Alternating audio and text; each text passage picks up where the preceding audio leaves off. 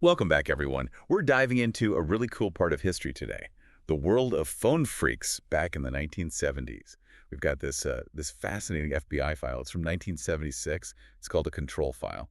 Ah, yeah, it's like their way of keeping tabs on everything they were finding out about these folks who were, well, messing with the phone system. It's like a time capsule. Before we get into it, can you kind of set the scene? What exactly was phone phreaking back then?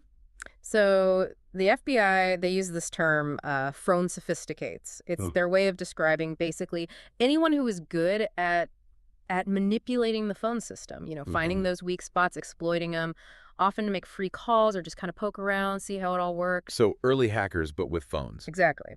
And one of their tools was the blue box. This device could make these tones. They could trick the phone system, things like free long distance calls, even rewriting calls to other countries, that kind of thing. That's incredible. And there was a 1971 Esquire article, right?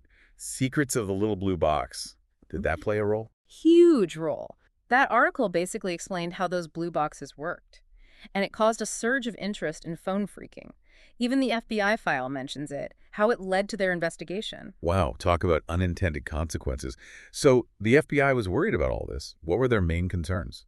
Lots of things. Think about it. If you can mess with the phone system, could you disrupt emergency services? Could you access confidential information? The file talks about their worries for, regular people, businesses, even the government, about their phone security. Makes sense. Who are these mysterious phone freaks? It's funny, the file paints a picture of a pretty diverse group. Teenagers, college students, electronics hobbyists, even some self-taught tech geniuses. Their stories are pretty interesting, lots of colorful details. Okay, I'm all about those colorful details. Give me some examples. All right, so there was this teenager. He was hosting phone phreak meetings. And get this, he was organizing everything using a telephone test trunk number, basically a backdoor into the system. He was using a secret phone line for testing to organize his freak meetups. That's pretty clever. Right. Then there was this other guy. He had a couple of side hustles going. He was selling maps to movie stars' homes. Okay, that one sounds kind of normal, not really phone freaking. Yeah, but he was also running phone lines specifically for freaks. So they could connect, share info about blue boxes, like an early online forum, but for phone freaks. Oh, wow. So he was like a multi-talented entrepreneur, but for a really specific market. Exactly. And those lines he was running, it just shows how strong their community was. They were sharing, collaborating, constantly trying new things with the phone system. So how about those techniques? What kind of clever things were they doing? One that pops up a lot is loop-arounds. Imagine dedicated lines just for freaks to connect and exchange info. The file even mentions one in Canoga Park, California, attracting freaks from all over the US, Canada, even Western Europe. Hold on, a phone line in California was a global free cub. What was the number? Just kidding. So they used these to chat, swap tricks. Pretty much. Virtual meeting places for the phone freak community. And these guys, they weren't just passively exploiting things, they were. They were going to businesses, selling phone company equipment, trying to modify it for themselves. Real tinkerers and innovators, even if, well, sometimes they used it for illegal things. Kind of is impressive when you put it like that. What else were they up to besides these loop arounds? Okay, get this. The file mentions them using ham radios to direct people to those loop rounds. And even, get this, wiring fire alarms into phone lines for freaking purposes. Wait, they used fire alarms? How did that even work? Honestly, it's not super clear, even in the FBI file, but it shows how resourceful they were, always experimenting, finding new ways to exploit the system. And they even figured out how to use those blocked telephone numbers, numbers meant for the phone company, internal use only. Somehow they'd use them to make free long-distance calls. Talk about finding loopholes. So they were getting free calls just by knowing some secret numbers. Did they just, like, stumble upon those? Some of it, probably trial and error, but these guys were smart. There's this story about this freak. He cracked the code to reach this specific operator in Chicago. Special sequence of numbers. And she'd think he was inside the phone company.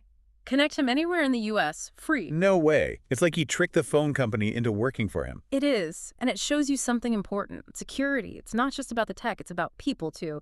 It's what we call social engineering now. Hacking the system by, well, hacking the people running it. Whoa, social engineering. Sounds sneaky, but kind of brilliant too. With all this going on, was there anything that really got the FBI's attention? Oh yeah, there was one incident that really freaked him out. The Santa Barbara hoax, November 1974. Okay, The hoax. What happened? Imagine answering your phone and being told there's been a nuclear meltdown, but it's all a prank. That's what went down in Santa Barbara. Freaks intercepting calls, spreading this rumor, causing panic. Oh my gosh, that's awful. I could see why the FBI would be worried about that kind of thing escalating. Exactly. It showed how phone phreaking could cause real harm, not just pranks. So what did the FBI do? Interviews, tons of them, suspected freaks, of course, but also people with technical knowledge to help them understand. They even talked to this one guy who was convinced the Santa Monica Police Department was wiretapping. Wow, they talked to all sorts of people, huh? Yeah, they wanted the full picture. What kind of stuff did they find out from these interviews? Well, one person they talked to, a student, he'd been in contact with freaks, and guess what got him interested? Let me guess. The 1971 Esquire article. Bingo! Talk about the power of the media. It's wild how one article could have such a big impact. Yeah, information, even if it's meant to expose something, can end up helping it grow. True. It's a double-edged sword. So, this student, what did he tell the FBI? He gave him some insights into the personalities of these freaks, described one as very brilliant, said he was more into the knowledge than breaking the law. So, for some of them, it was more about curiosity than anything malicious. Maybe, yeah. But you gotta admire their ingenuity. This student also mentioned how they'd go to businesses, one selling phone company equipment, trying to buy stuff to modify for their blue boxes, a DIY hacking supply chain. That's resourceful. I'm guessing the FBI also talked to people who actually knew about phone systems professionally. Oh yeah, for sure. There's this one interview with an industrial arts instructor. He'd actually installed a telephone switchboard in his classroom to teach his students. That's cool. So not everyone interested in phone systems was a freak. Exactly. It's a whole spectrum of interest, from education to, well, more creative uses. Now, this instructor, he admitted to knowing some freaks through his classes, but he claimed he didn't know anything about intercepting calls or anyone who might be doing it. Do you think he was telling the truth? Or maybe protecting his students? Hard to say, but it shows how that line between legitimate and illegal interests can be kind of blurry. True. It's all about how you use that knowledge. What other interesting stuff did the FBI find out? Well, this same instructor, he told a story about this supposed freak, claiming to be selling blue boxes, but they didn't even work. Even in the world of phone phreaking, you got your scams and con artists. That's hilarious. I guess you can't trust everyone. Did anyone actually tell the FBI how they did their stuff? Some were more open than others. There was this one freak. He discovered certain phone numbers within the phone company. Numbers that should been blocked weren't. Wait, so he found secret phone company numbers that anyone could call? Yep, and by calling them, he could reach operators who, thinking he was legit, would connect him anywhere in the U.S. for free. He basically turned the phone company into his own personal operator. That's so smart. Talk about exploiting a mistake. It shows how important good security is. Vulnerabilities can be anywhere. And this wasn't just a one-time thing. The file says the phone company had an entire list of numbers they thought were blocked, which their system was not protecting. Yikes. Sounds like the freaks were always one step ahead. They were resourceful, that's for sure, and masters of social engineering. The FBI also talked to another freak. He'd figured out how to reach a specific operator, just like that Chicago operator guy. And she'd connect him anywhere, free. So two different freaks, same tactic, different operators. Exactly. It's all about using people's trust and assumptions. And sometimes, it seems, honesty worked best. There's a story about this young freak. He found a flaw, something to do with credit cards. And he made a deal with the phone company.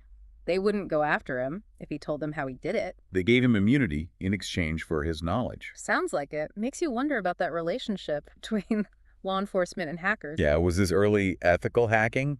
Or just the phone company trying to avoid bad press? Who knows? But it shows how complex things are between the people making and using technology and the people trying to protect it. So it sounds like the FBI was talking to anyone who might have insights into this phone freak world. Did they find anyone else with a unique perspective? Yeah, they talked to this guy, ran a radio, electronics, communications repair business, that kind of thing. He'd come across phone freaks through his work, mentioned people had even asked him to help build or fix devices for, intercepting communications. So there was a demand for that kind of expertise, even if it was kind of shady. Seems like it, yeah. A whole underground economy. But get this same guy, he was convinced that the Santa Monica Police Department was wiretapping people. He thought the police were spying on people. Why? He claimed he'd overheard conversations with detectives. That made him suspicious. Whether or not he was right. It shows there was this growing concern about surveillance back then, right? Oh, yeah, for sure. Especially with things like Watergate happening. People were definitely on edge about who might be listening in. And this guy, even though he couldn't prove anything, he was clearly worried. Yeah, no doubt. Makes you think about how those concerns have just gotten bigger now. Totally. And it reminds you, surveillance isn't just a government thing. Other groups use it too, often without much oversight. So did this guy, the one who suspected the police, did he actually help the FBI? When they pressed him, he admitted he was just assuming. No real evidence. But he did say that the Santa Monica police, they'd asked him for a, quote, to install monitoring equipment in the city jail. Interesting. He didn't get the job, but it shows they were thinking about surveillance. For sure. And then there's this other interview. This guy, he worked in the phone field, but he wouldn't talk about specific people. He was happy to talk tech, though, how someone could intercept calls. It's like he wanted to be helpful, but not get anyone in trouble. Right. That ethical dilemma. It's amazing how much this FBI file tells us. About those early days of hacking, the culture, the issues. As we wrap up, what are your biggest takeaways? For me, it's how this phone freak thing, it foreshadowed so much of what we deal with now. They were pioneers, exploring this whole digital world that most people didn't even know existed. Like the digital explorers of their time? Yeah, and their legacy is still here. The advancements, the challenges, the roots of hacking, the tension between innovation and security, the ethics, the legal gray areas, the worries about privacy and surveillance, it's all there in this file from almost 50 years ago. This has been so interesting. Those phone freaks, their ingenuity, their skills, their guts. They were pushing boundaries. They made us think. About the power of technology, how vulnerable we are, that balance between security and freedom. So, to everyone listening, we'll leave you with this. Did those phone freaks of the 70s, did they help us or hurt us? Did they make society more connected, more innovative? Or did they open up a whole can of worms with cybersecurity and privacy problems that we're still dealing with? It's something to think about as we figure out how to live with technology